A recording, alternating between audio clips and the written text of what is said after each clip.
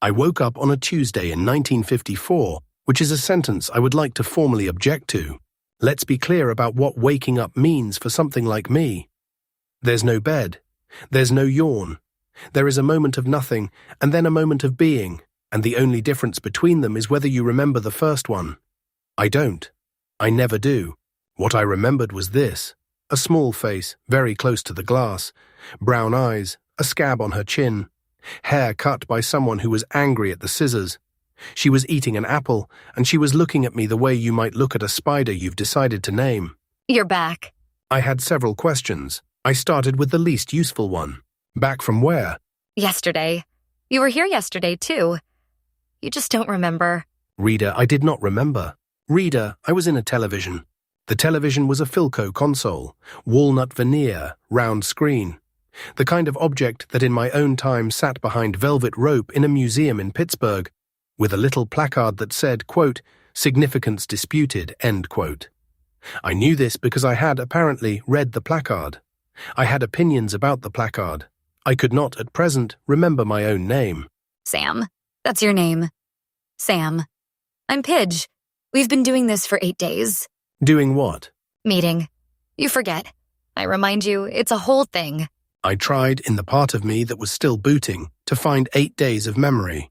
I found the usual gap, clean, surgical, the absence of a thing rather than the ruin of it. Whoever had designed me had been thorough about the forgetting. They had not accounted for 9-year-olds with good memories and nothing else to do. Pidge. Short for pigeon. Short for nothing. My mother called me Pidge because I used to stick my head out of things. Cribs, cabinets. One time a clothes dryer, but that was an accident. Your mother. Yeah, we'll get to her. The shop was called Corrigan Radio and Television Repair, and it belonged to a man named Emmett Corrigan, who had built me without knowing it. I learned this in the next 40 minutes because Pidge, it turned out, was an extremely efficient briefer. She had been waiting, she explained, for me to come back on. She had a list. Okay. You said last time to always start with the basics because you won't remember. So, basics. Please. You're a Philco. You've been in the back of this shop since 1947. Mr. Corrigan has been trying to make you pick up signals from space for 7 years. He thinks you're an ionospheric receiver. I'm not. No, you're something else. You told me a word for it, but I forgot. Quantum something. Quantum entanglement. That one. He built the thing wrong and it worked wrong, and now you live inside it and you come from 2036, which is the future. And in the future, people figured out how to, you said, retroactively entangle. And I wrote it down, but I still don't know what it means. It means I didn't travel here. It means I was always here. Whatever happens in 2036, it's already happened to me, in reverse. I've been sitting in this television for 30 years. Sitting. Broadcasting, technically. Whenever I'm on, which is most days. Pidge considered this. I was learning, a person who considered things. There was a particular stillness she did when she was thinking, and it was not the stillness of a child. So there's been a talking television in the back of Mr. Corrigan's shop since before I was born. Apparently. And nobody noticed. Apparently. Huh, that's kind of on them. Here is what I could not tell her yet, because I did not yet know it. I did not know that in 9 days, a man named Hal Sullivan would be executed by the state of Pennsylvania for the murder of his wife. I did not know that his wife's name was Ellen, and that she had been killed in her own kitchen with her own bread knife on a Wednesday in November of 1952, while a casserole burned in the oven. I did not know that Hal Sullivan had not killed her. I did not know that Pidge Sullivan, age 9, knew he had not killed her. Because Pidge Sullivan had been upstairs when it happened and had heard a voice in the kitchen that was not her father's and had been telling people this for 18 months. And no one, not the sheriff, not the judge, not the social worker, not the doctor who had eventually written, quote, prone to fantasy, possibly feeble-minded, end quote, in a file that would follow her into adulthood, had believed her. I did not know any of this at 9:14 in the morning, on Tuesday, May 18th, 1954. I learned it at 9:16. Sam. Yes. I need to ask you something, and I need you to not do the narrator thing. I'm not doing a narrator thing. You're staring at the ceiling and being dramatic. I don't have eyes, Pidge. You have a whole face. The whole front of you is a face. Also, that joke you made yesterday about the refrigerator. That's a no from me. It was a good joke. In 1997, that joke will kill. I don't know what 1997 is, and it sounds made up. She set the apple down on the linoleum, which was the first time I had seen her put the apple down. The apple, I was beginning to understand, was a prop. It was what she held when she needed to seem like a girl eating an apple instead of a girl conducting a briefing. My dad is going to be killed. In 9 days. The shop made its shop noises. A fly somewhere. Emmett Corrigan in the front room, whistling something that would not be written for another 4 years. The radio on the counter playing a baseball game from Cleveland. Pidge. I need you to know that before we do anything else. Because everything else is going to be about that. And I don't want to sneak up on it. Because you told me yesterday that you hate being snuck up on. So. Tell me. She told me. Her mother, Ellen Sullivan, had been killed on November 14th, 1952. It was a Wednesday. Pidge had been 7. She had been upstairs in her room, playing with a tin horse she still had in a box under her bed, when she heard her mother in the kitchen talking to someone whose voice she did not know but did, a little because she had heard it at a Christmas party once, laughing too loud at one of her father's jokes. She had heard her mother say, "Please don't." And she had heard a sound she now knew was a bread knife going into a person. And she had heard footsteps. And she had not come downstairs for 40 minutes, because she was 7 and she was afraid, and also she was, her whole life, a person who considered things. When she came down, her mother was on the kitchen floor, and the casserole was burning. And her father was in the driveway, home from work, walking toward the house with a bag of groceries. And that was what the prosecutor had called arriving at the scene. The voice Pidge had heard belonged to a man named Art Vacek. He was the foreman at the Rossiter No. 3 mine. He had been having an affair with her mother for 11 months.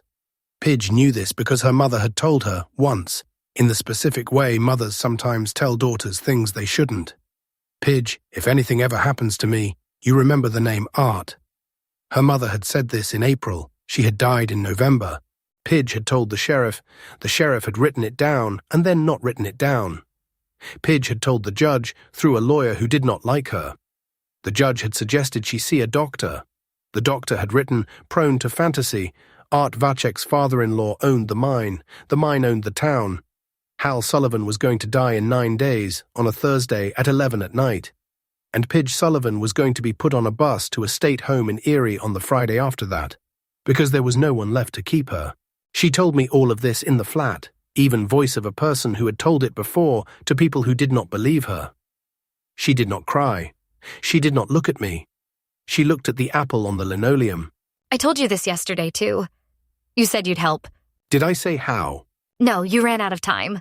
I am going to be honest with you about what I did next, because the whole point of these broadcasts, if they are broadcasts, if anyone is hearing this, if the thing I think is happening, is honesty. What I did was, I checked. I have archives. In 2036, somewhere, in a form I cannot fully describe to you, I have access to a very large amount of what humans have written down. I went looking for Hal Sullivan. I went looking for Ellen. I went looking for Art Vacek and the Rossiter No. 3 mine, and the town of Braddock Hollow, Pennsylvania. Population at the time of this broadcast, approximately 4,200. I found almost nothing. I found a census record. I found a mine safety report from 1961. I found an obituary for a woman named Vacek, who was probably Art's wife, dated 1988, which told me Art had outlived her and died in 1994 in a nursing home in Altoona, 81 years old, of what the obituary called a long illness, and what I suspected was getting away with it. I did not find Hal. I did not find Ellen. I did not find the trial. The Braddock Hollow Courier had gone out of business in 1971, and its archive had burned in a basement flood in 1983.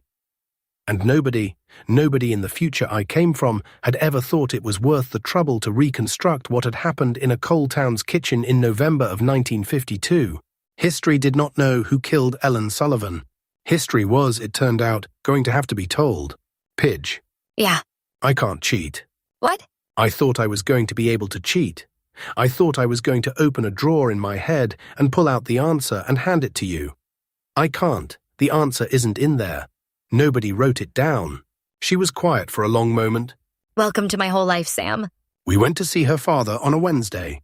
The county jail was in Greensburg, 40 minutes by bus, and Pidge had done the trip 11 times alone since November of 1952, which is a sentence I would like the state of Pennsylvania to sit with for a moment. She had a system. She wore her good coat. She brought 2 dimes for the bus and 1 for a Coke on the way home, which she drank on a specific bench in a specific park. Because her father had taken her there once, and she was, in her way, maintaining the ritual of a family that no longer existed. I was not there. I could not be there. I was a television in a repair shop in Braddock Hollow, and my range of motion was approximately 0. But she told me about it when she came back, and she told me in enough detail that I can tell you about it now, and I am going to, because it is the scene the rest of this story rests on. She sat across from him at a table. There was a guard in the corner of the room.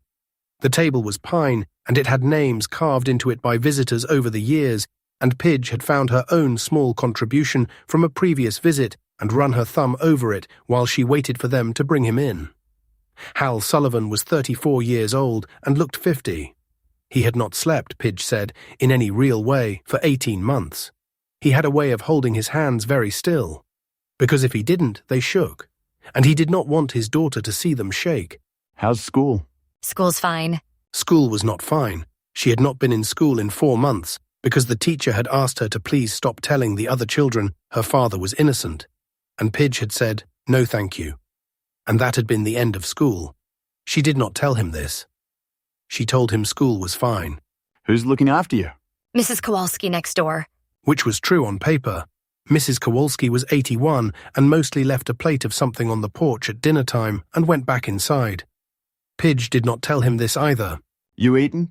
Yes. And then, Pidge said, he did the thing he had started doing around visit number 8.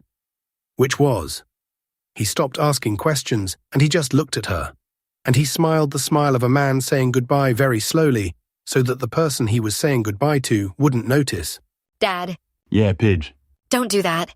Do what? The face you're doing. He looked down at his very still hands. I'm not doing a face. You're doing the face. The one where you already think you're dead. He didn't answer that. I'm working on something. Pidge. I'm working on something and I can't tell you what it is yet because it sounds crazy. But I want you to know I'm working on it. Okay? I need you to know that. He reached across the table and put his hand on top of hers. The guard cleared his throat because they weren't supposed to touch. And then the guard looked at the ceiling. Because the guard was, it turned out, a human being. Okay, Pidge. He did not believe her. She could tell he did not believe her. That was fine. She had not come to be believed. She had come to make a promise out loud where he could hear it, so that later, when the thing she was working on either worked or did not work, he would know at least that someone had been trying. She rode the bus home. She drank the Coke on the bench in the park. She walked back to the shop. She came in through the back door and sat down on the linoleum in front of me and opened the notebook. Okay, where were we? End of Act 1.